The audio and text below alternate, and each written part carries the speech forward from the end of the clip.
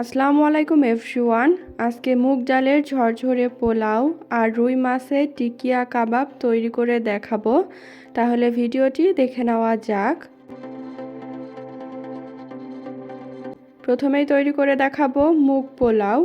মুগ পোলাও তৈরি করার জন্য প্রথমেই চুলায় একটা কড়াই বসিয়ে চুলার জালটা মিডিয়াম হাই আঁচে রেখে কড়াইয়ে পরিমাণ মতো তেল দিয়ে গরম হয়ে গেলে 2টা তেজপাতা, 2 টুকরো দারুচিনি আর 3টা দিয়ে দিলাম সবুজ এলাচ। সেই সাথে পেঁয়াজ কুচি দিয়ে নেড়ে চেড়ে হালকা একটু ভেজে নিব। এখন পেঁয়াজটা ভাজা হয়ে গেলে এর মধ্যে দিয়ে দিব 1 কাপ মুগ ডাল।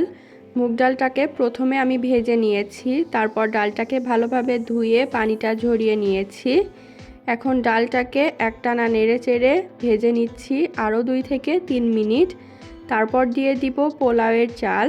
এখানে 2 কাপ পরিমাণ পোলাওয়ের চাল নিয়েছি। ডাল যতটুকু হবে চাল তার দ্বিগুণ পরিমাণ নিতে হবে, তাহলেই এই পোলাওটা খেতে সবথেকে বেশি মজার হবে। এখন চালটাকেও কিছুক্ষণ নেড়ে চেড়ে ভেজে এর মধ্যে দিয়ে দিলাম 1 চা চামচ আদা বাটা আর রসুন বাটা।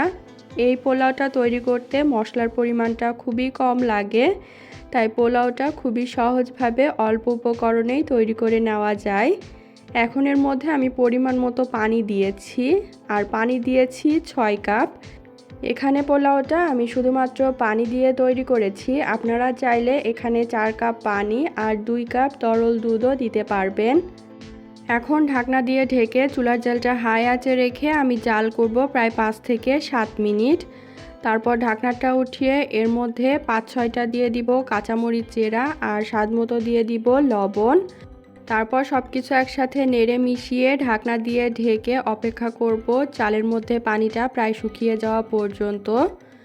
চালের মধ্যে পানিটা প্রায় শুকিয়ে গেলে ঢাকনাটা উঠিয়ে আরেকবার সব কিছু একসাথে নেড়ে মিশিয়ে দিতে হবে।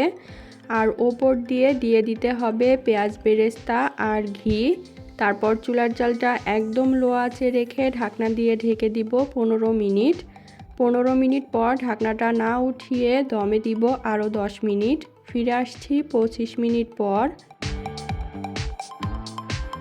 25 মিনিট পর এই তো আমার পোলাওটা একদম পারফেক্টভাবে হয়ে গেছে। এখন ঢাকনাটা উঠিয়ে নিচ্ছি, আর দেখুন ভাতটা কতটা ঝরঝরে হয়েছে আর একদম সফট হয়েছে। তৈরি হয়ে গেল খুবই মজাদার স্বাদের মুগ পোলাও। এবার তৈরি করে দেখাবো রুই মাছের কাবাব। রুই মাছের কাবাব তৈরি করার জন্য মাঝারি সাইজের রুই মাছের মোটা কাটা বাদ দিয়ে পিঠের একটা অংশ কেটে নিয়েছি।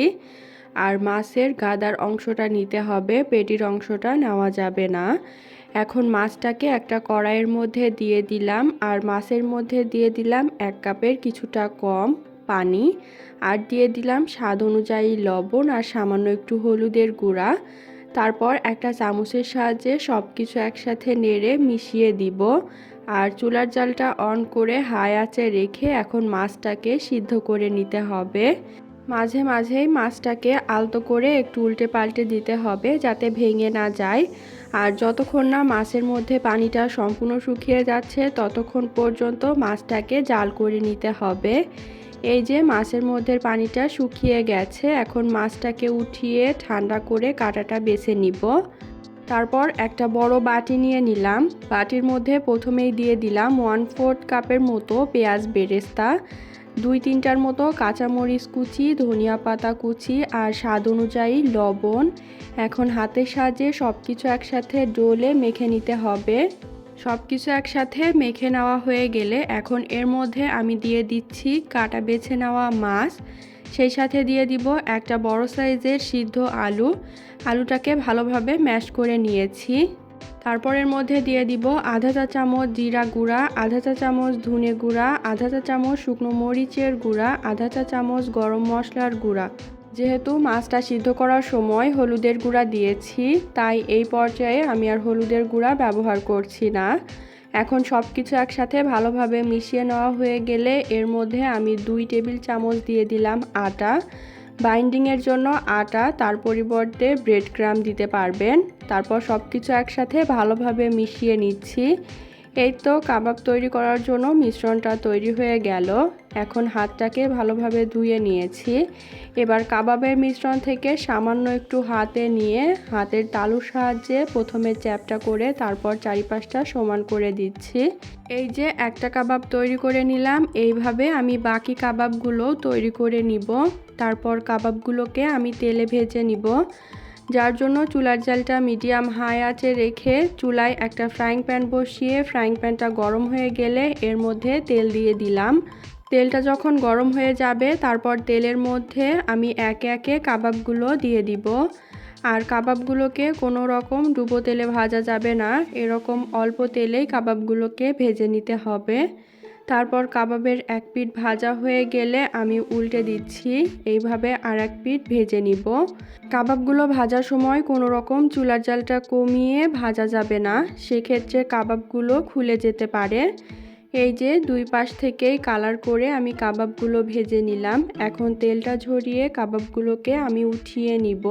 তৈরি হয়ে গেল খুবই মজাদার স্বাদের মাছের কাবাব। দুইটা রেসিপি তৈরি করে নেওয়া শেষ। এখন আমি মুগ ডালের ঝরঝরে পোলাও আর রুই মাছের টিকিয়া কাবাব একটা সার্ভিং প্লেটে সার্ভ করে নিচ্ছি। দুপুর বা রাতের খাবারে ঝটপট কিছু তৈরি করতে চাইলে এইভাবে খুবই মজাদার স্বাদের মুগ পোলাও আর মাছের কাবাবটা তৈরি করে নিতে পারবেন। আশা করি আজকের ভিডিওটি আপনাদের কাছে ভালো লেগেছে। ভিডিওটি ভালো লাগলে অবশ্যই চ্যানেলটাকে সাবস্ক্রাইব এবং পেজটাকে ফলো করে দিবেন আর ভিডিওতে একটা লাইক দিয়ে দিবেন। আল্লাহ হাফেজ।